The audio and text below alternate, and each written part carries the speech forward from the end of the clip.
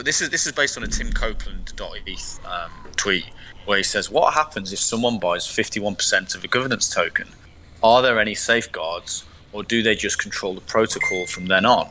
And this is really interesting because it's clear that the Ethereum people, as they move to proof of stake, are now looking at governance seriously, and they're starting to realize that they've got a problem because they've got such large centralized coin holdings in that proof of stake system. So it's great they're going to make a load of money off staking, but then how do you avoid it being a security if the governance is being done by a couple of major entities, and those entities are potentially regulatable? And so they want to try and keep away from coin voting. So Dan replied, I'm surprised this isn't a question asked more, especially in a space where 99% of projects have founder premines. It's one thing to read about it, it's another thing to live through it. In the next 5 years, this is the most important question that will be asked. So yeah, what do you make of that, Dan? Yeah, I think there's a reason why it's not talked about, simply because if everyone in the room is doing one thing and there's one elephant in the room everyone's trying to hide, then it's the obvious. It should be the question asked the most. The reason I said you have to live through it is because that's when you question it. It's like we knew the premine, we knew the difficulties, but we really didn't think, just deep down, like, okay, well, there's laws and there's regulate, like there's something, like no one's ever crazy enough to attack the chain. And then when you actually see it happening and you realize how cold this world is and how brute force this world really is and where we're actually heading, you need real power. You need real decentralization. This isn't pretend. This isn't play anymore. This is very, very serious. Millions and millions of dollars can be ripped from innocent people's hands, and life goes on, and that's where we're heading more and more. And the more we let things like that happen, the more desensitized we become to it happening, to the point where you already had a rollback. It's already happened. It's already been a flag. It's already an inch that was given. In the future, when these premines meet regulation, they suck the soul out, and they'll use all kinds of things, including locking you in a cage and throwing away the key, to force you to comply. And there's nothing anyone can do about it, because I couldn't do anything about it if I had a premine. You couldn't do anything about it. Superman, no one could do anything about it if they have a premiine, because they can control and extract. Now, if they come and do that to me with Hive, okay, they take what I have, they take my essence, but they don't have any control with that. They would have to do it to everyone, and by the time you start seeing the top stakeholders getting their essence taken, you realize, oh my God, alien invasion, alert, alert. We get all the media, we get all the attention, and it's just round two, and we see where we go. Are we strong enough then? I'm not saying that's going to happen, but you have to be prepared for anything. But it's just a very interesting. We're starting to see people ask the right questions finally. Tim Copeland, he's not somebody, he's a journalist. He's fair. He's asking the real questions. We have to start asking these foundations, be careful of these quote unquote foundations that hold these premines, because they know best what to do with the coins better than the other people. Be very wary of that, because power is not ordained, it's earned. And if people ordain themselves with powers, with their premines, and they say, we know what's best because we built it, we've lived through that. We understand what that is. If it's not earned, if you're not confident enough as a founder to put it out there and earn it back, because you realize the community knows you put in the thing, you didn't just say you did. That's all a premine is. A premine is saying, I earned this. And you're earning, and you're living in this Web 2 mentality. When Web 3 is, you have to earn it. It's not yours. It's not you to say, hey, I made this, it's mine. It has to be given. And we're going to see that clear as day. And it's going to be a radical shift. It's just, you're seeing all the money being extracted, though. It's brand, it's hype, it's playing on the unwitting investor. It's dangling shiny things. That quickly evaporates, because a lot of this is nonsense. A lot of this is air.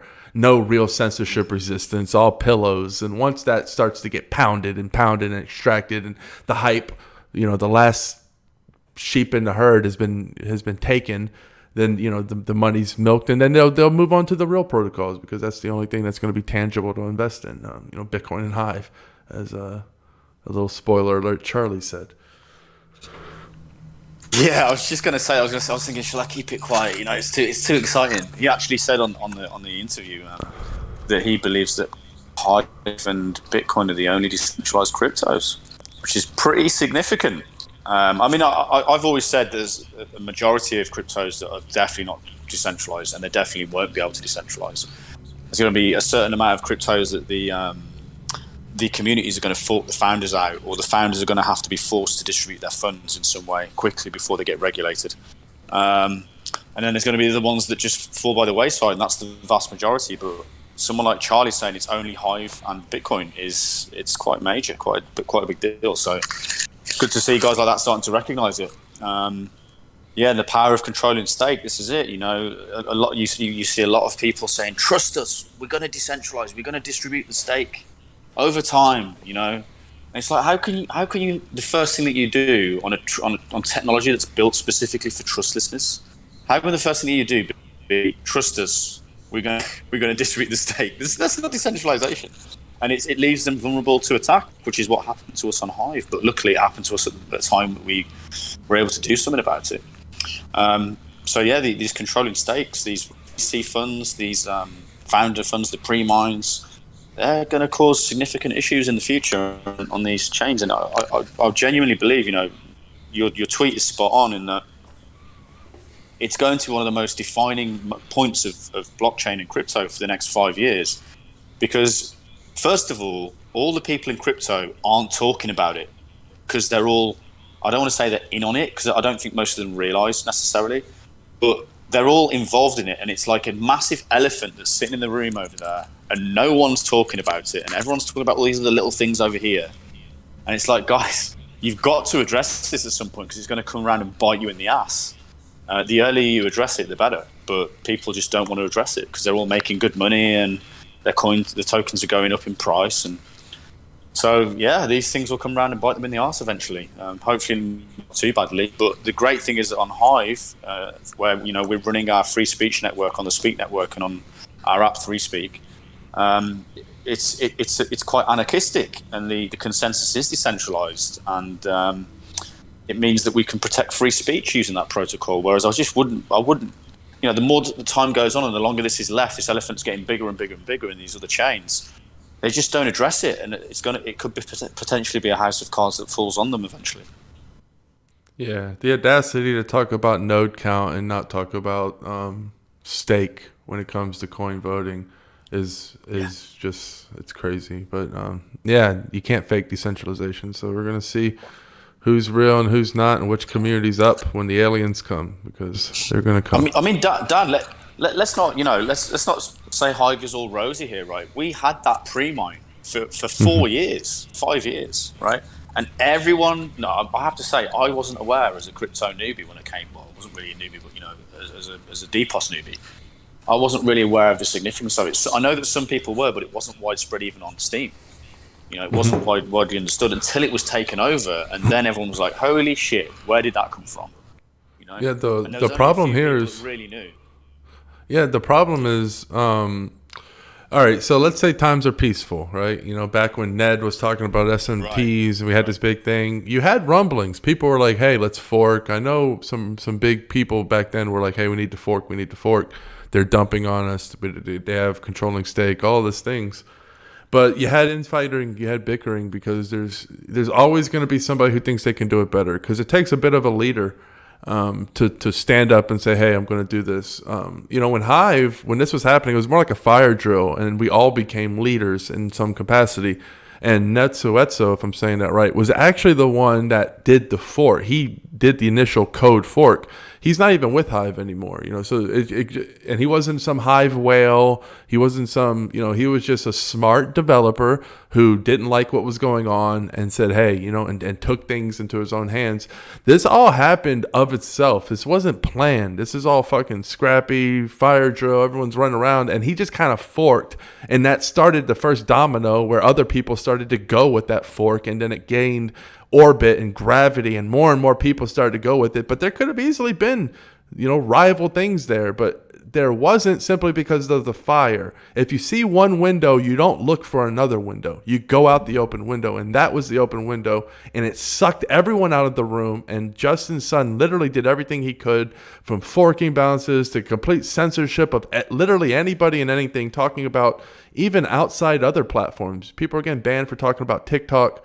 it got to be to the point where it was just so nuts. It was like, wow, keep doing it. You're wringing the towel out. You're forcing people who are perma fencers, meaning I don't know anything's going on. I don't want any drama. You force those people over, and once you do that, it's over. It's an event horizon, and that is what happened. And we're seeing it clearly with the deterioration of Steem. They've done no updates. They're doing nothing novel. The leaders there are only milking the system. They're artificially keeping their SBD up because they didn't even fix the peg, so they can self-upvote and get that, $500 SBD payout that's worth thousands.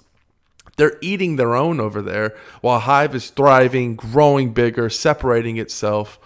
That is pure, and you can't. It's going to be difficult. You're going to have I think you're going to have some other events. I think you're going to have some other Hives, simply because the story wouldn't be as interesting if it was just Hive. We need some other people. We need some cooperation where we're kind of working together and fighting for it. So I think you're going to see some real pure community forks come out. Where they're going to come out, who knows? We might not even have heard of them yet. But I think that the great thing that's on our side is open source is now cool. So all of these freaking whale wallets and people who don't know better, they're just coming in, throwing billions of dollars and saying, build me the best stuff, and we can just copy pasta, learn. Although I have to say, we're building the best tech over here, I believe, on Hive compared to the rest of the industry, and we're doing it relatively with low funding compared to the billions and millions other people are raising. Self-funded. I think they don't know what the fuck they're doing, and I think you throw money at something, give me the quote-unquote best devs. That's just what you think is the highest paid. There are no best devs in blockchain in terms of veterans. Like, you have some veterans. Blocktrades has been in for God knows how long. I know, almost 10 years or something. It's been for a very long time. So it's really hard to find that. You can't really buy it. So you're in this weird panic mode where you're like, but I have all of this money, and money buys me anything, right? And if I want a blockchain, I can do it because I have billions, and that's what Justin Someone's trying to do. And you're starting to realize, like, holy shit, the real good developers are fucking rich because they got in early. They knew Bitcoin, they knew all these coins, and you can't pay them. And they have missions in life. You hear all of the developers in Hive, they have missions. So it's fucking interesting. It is very fun to be in the middle of this once you see it. It's like the new paradigm is squeezing its way in, and it's actually happened already. And I think even we don't realize it. Even us guys who are living it don't realize that the way we're behaving is very Web3, very new paradigm, as opposed to the Web2 of let's just throw money at it. And part of that is it's limiting mentally as well, because for most people who are stuck in Web2, it's a scarcity mentality. Whereas with Web3, and the way that you can self-fund, the way that you can create your own money, it's not your own money, but the community's money, and then release them as market caps. It allows you to have a slightly more abundance mentality of thinking about things. And so, like you were saying, with some of these original devs, they don't need the money, and so they've got goals, and they're building their ideologies, and that's certainly what we're doing here. I'm not saying that we're like billionaires or anything, but we've got enough funds to keep this going for as long as it needs. And to me, it's just, I see it almost as a war. We're in a war, and we've got to build this ecosystem before they cut it off at the knees. Which is what they'll try to do, I think, when they go through the attack it phase. So at the moment we're at the ridicule phase. Just ridiculing it and calling it rubbish, and then eventually it'll actually hurt them at some point, and they'll try to attack it, and that's when it gets interesting. It's something we can come on to in a minute, actually. But we're here. We're just biddling. That's the thing. That's my reason for living at the moment. I'm sure it's the reason for living for many other people on these blockchain systems as well. And fair play to it. I think it's a beautiful time to be alive from that point of view.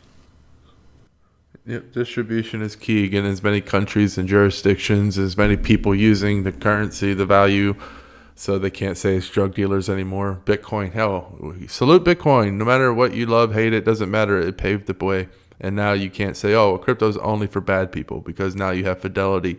You have all of these people who hold Bitcoin.